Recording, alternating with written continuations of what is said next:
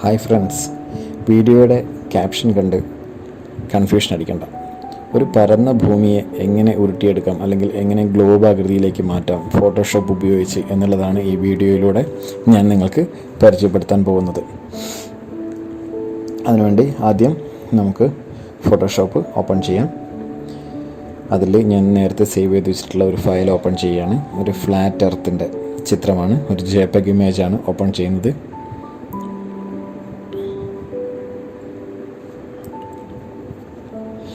അതിനുശേഷം ഇത് background image ആയിട്ടാണുള്ളത്. അതിൻ്റെ ലെയറിലേക്ക് മാറ്റാം. ആ ലോക്ക് ഒഴിവാക്കിയിട്ടുണ്ട്.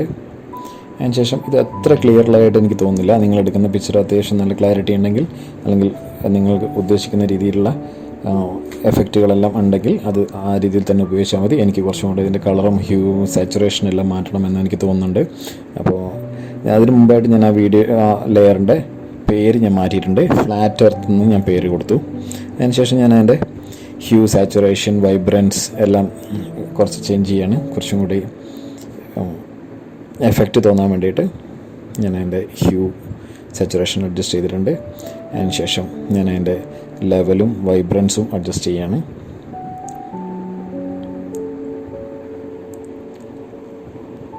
ഇത് നമുക്ക് എങ്ങനെ ഉരുട്ടിയെടുക്കാം എന്നുള്ളതാണ്, അല്ലെങ്കിൽ ഒരു ഗ്ലോബ് ആകൃതിയിലേക്ക് എങ്ങനെ മാറ്റാം എന്നുള്ളതാണ് ഞാൻ നിങ്ങൾക്ക് പറഞ്ഞു തരാൻ പോകുന്നത്.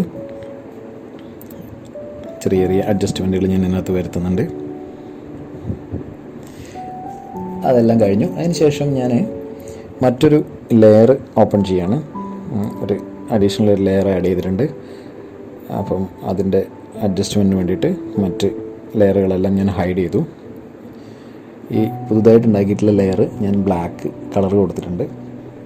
അതിനുശേഷം ലെയറിൻ്റെ സ്റ്റൈല് ഞാൻ ചെറുതായിട്ടൊന്ന് മാറ്റുകയാണ്. ഒരു കളർ ഓവർലേ കൊടുക്കുകയാണ്. ഈ കളർ ഒരു ആഷ് കളറാണ് ഞാൻ ആഡ് ചെയ്യാൻ ഉദ്ദേശിക്കുന്നത്. അത് എന്തിനാണെന്ന് നിങ്ങൾക്ക് മനസ്സിലാവും. ഒരു ആകാശത്തിൻ്റെ ഒരു ഡാർക്ക് സ്കൈ എഫക്റ്റ് വരാൻ വേണ്ടിയിട്ടാണ് ഞാൻ അതിൻ്റെ ബ്ലെൻഡിങ് മോഡ് ഡിസോൾവ് ചെയ്തിട്ടുണ്ട്. ഡിസോൾവാണ് കൊടുത്തിരിക്കുന്നത്. ഒപ്പാസിറ്റി ഒരു 1-2 കൊടുക്കുക. അപ്പോൾ ഒരു സ്റ്റാറി നൈറ്റ് ഫീൽ ചെയ്യാൻ വേണ്ടിയിട്ടാണ്. അതിനുശേഷം ആ ലെയറിന് ഞാൻ ബ്ലാക്ക് സ്കൈ എന്നൊരു പേര് കൊടുത്തിട്ടുണ്ട്. നിങ്ങൾക്ക് ഇഷ്ടപ്പെട്ട പേര് കൊടുക്കാം, കുഴപ്പമില്ല. സ്റ്റാറി നൈറ്റ് എന്നോ എന്ത് വേണമെങ്കിലും കൊടുക്കാവുന്നതാണ്. അതിനുശേഷം മുമ്പേ ചെയ്തിട്ടുള്ള ലെയറെല്ലാം ഞാൻ ഓപ്പൺ ചെയ്തു. അതെല്ലാം സെലക്ട് ചെയ്തതിന് ശേഷം ഞാനതൊരു മെർജ് ലെയറാക്കി മാറ്റുകയാണ്. അത് ഞാൻ ചെയ്തത് ആ ലെയറിൻ്റെ പ്രോപ്പർട്ടീസും സെലക്ട് ചെയ്തതിന് ശേഷം ഷിഫ്റ്റ് അമർത്തി സെലക്ട് ചെയ്തതിന് ശേഷം ആൾട്ട് കൺട്രോൾ ഇ കൊടുത്തു കഴിഞ്ഞാൽ അത് മെർജ് ലെയറായി മാറും. അതിന് ശേഷമാണ് നമ്മുടെ പ്രധാനപ്പെട്ട പരിപാടി ചെയ്യേണ്ടത്. അതിന് ഞാൻ വിൻഡോയിൽ 3D ഓപ്ഷൻ എടുത്തു. അതിനുശേഷം വിൻഡോയിൽ തന്നെ പ്രോപ്പർട്ടീസ് എടുത്തു. തുടർന്ന് 3Dയിലെ സോഴ്സ് നമുക്ക് നോക്കാം. സെലക്റ്റഡ് ലെയറാണ്. അതിനുശേഷം മെഷ് ഫ്രം കൊടുത്തു. അതിൽ കോണായിരുന്നു ഉണ്ടായിരുന്നത്. അത് ഞാൻ സ്പിയർ എന്നുള്ള രീതിയിലേക്ക് മാറ്റി സ്പിയർ ഓപ്ഷൻ കൊടുത്തു. ക്രിയേറ്റ് ചെയ്യാണ്. അപ്പം എങ്ങനെ മാറും എന്ന് നമുക്ക് കാണാം.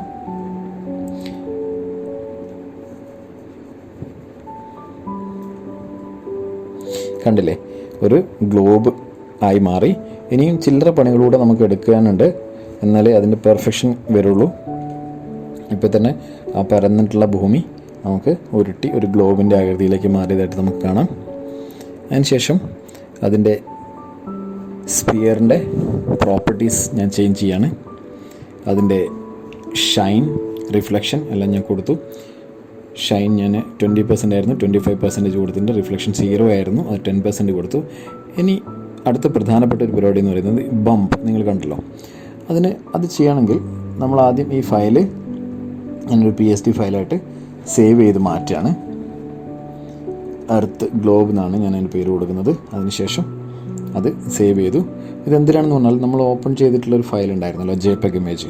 ആ JPEG ഇമേജ് നമുക്ക് ഒന്നുകൂടെ ഓപ്പൺ ചെയ്യേണ്ട ആവശ്യമുണ്ട്. അതുകൊണ്ടാണ് ഞാൻ ഇത് ഇപ്പോൾ സേവ് ചെയ്തിട്ടുള്ളത്. പിന്നെ നമ്മൾ ഓപ്പൺ ചെയ്യുക, പഴയ ഇമേജ് തന്നെ വീണ്ടും എടുക്കുക. ഫ്ലാറ്റ് എർത്ത് എന്നുള്ള പേരുള്ള ഇമേജ് എടുത്തു. ഇത് എന്തിനാണെന്ന് നിങ്ങൾക്ക് വഴിയെ മനസ്സിലാവും. അതിനുശേഷം ഞാനതിൻ്റെ ഇമേജ് ലെയറിൻ്റെ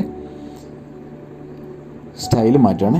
അഡ്ജസ്റ്റ്മെൻറ്റ് ബ്ലാക്ക് ആൻഡ് വൈറ്റിലേക്ക് മാറ്റുകയാണ്. അതിനുശേഷം കണ്ടില്ലേ, അത് ബ്ലാക്ക് ആൻഡ് വൈറ്റ് ഇമേജായി. ഇനി അതിൻ്റെ കുറച്ച് ബ്രൈറ്റ്നസ്സും കാര്യങ്ങളൊക്കെ കൂട്ടി ഒന്ന് വൃത്തിയാക്കി എടുത്തു. അതിനുശേഷം നമ്മൾ ശ്രദ്ധിക്കേണ്ടത് ഫയൽ എടുത്ത് എക്സ്പോർട്ട് കൊടുക്കുക. സേവ് വെബ്, അതൊരു PNG ഫയലായി ആക്കി നമുക്ക് സേവ് ചെയ്യാം.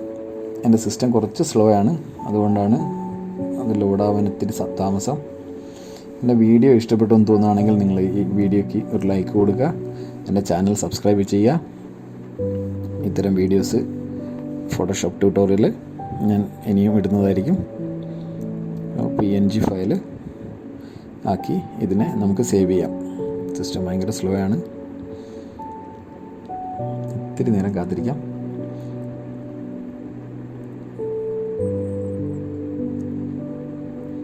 ഇത് ബമ്പിലേക്ക് നമുക്ക് ലോഡ് ചെയ്യാൻ വേണ്ടിയിട്ടാണ്. അതിനെ ഞാൻ ഫ്ലാറ്റ് എർത്ത് ബമ്പ് എന്നുള്ള പേരിലേക്ക് ഞാൻ സേവ് ചെയ്യാണ്.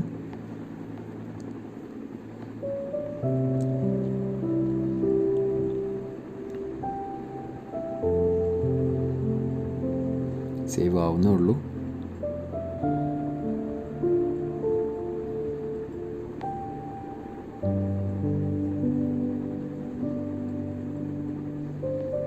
നേരത്തെ നമ്മൾ ചെയ്തു വെച്ചിട്ടുള്ള ആ ഗ്ലോബിൻ്റെ മാപ്പിന് അതിൻ്റെ കരഭാഗം ഉണ്ടല്ലോ, അവിടെയെല്ലാം കുറച്ച് ഇന്ന് ടെക്സ്ചർ വരാൻ വേണ്ടിയിട്ടാണ് നമ്മൾ ഇത് സേവ് ചെയ്തിട്ടുള്ളത്. അതിനുശേഷം പഴയ ഇമേജ് നമുക്ക് ക്ലോസ് ചെയ്യാം.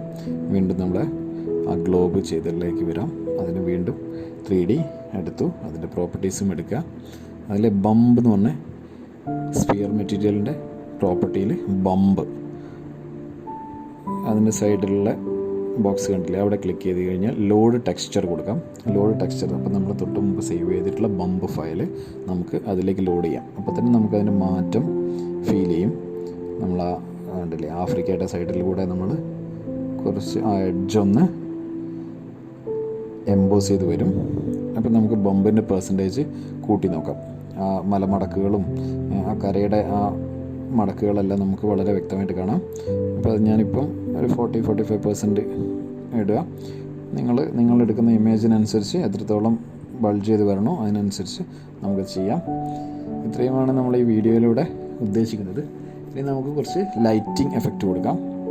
അതിന് 3Dയിൽ തന്നെ സ്ഫിയർ മെറ്റീരിയലിന് തൊട്ട് താഴെ കാണുന്ന ഇൻഫിനിറ്റ് ലൈറ്റ്, ഇത് ഈ 3Dയിലേക്ക് മാറ്റുന്ന സമയത്ത് നമുക്ക് ചെയ്യാവുന്ന ഒരു കാര്യം, നമുക്കിതിനൊരു വീഡിയോ ഫയലായിട്ടോ അല്ലെങ്കിൽ ജിഫ് ഫയലായിട്ടോ മാറ്റാൻ പറ്റും. ഈ ഗ്ലോബിന് നമുക്ക് ഫുൾ 360 ഡിഗ്രിയിലേക്ക് നമുക്ക് തിരിച്ച് നമുക്ക് ഒരു വീഡിയോ ആക്കി മാറ്റാൻ പറ്റും. ഇപ്പം ഞാൻ വീഡിയോ എങ്ങനെ ചെയ്യുന്നു എന്നുള്ളത് പറയുന്നില്ല.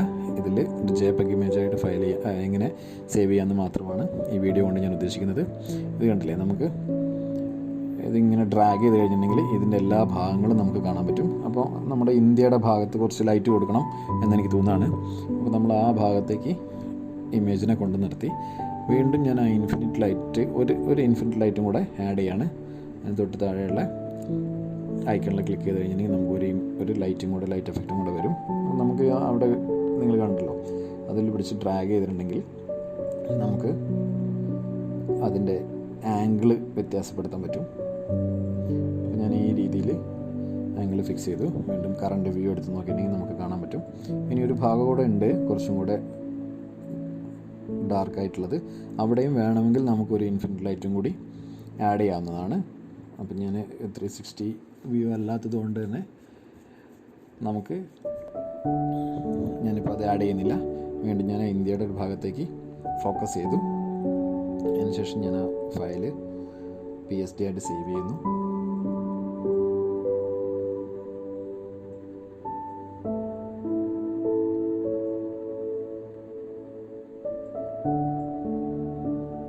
സേവ് കൊടുത്തു.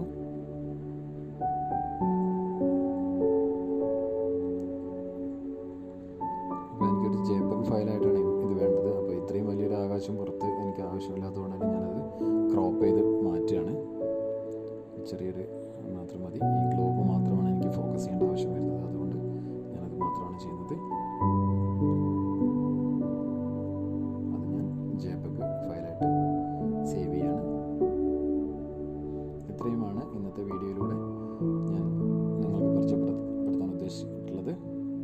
അപ്പോൾ നിങ്ങൾക്ക്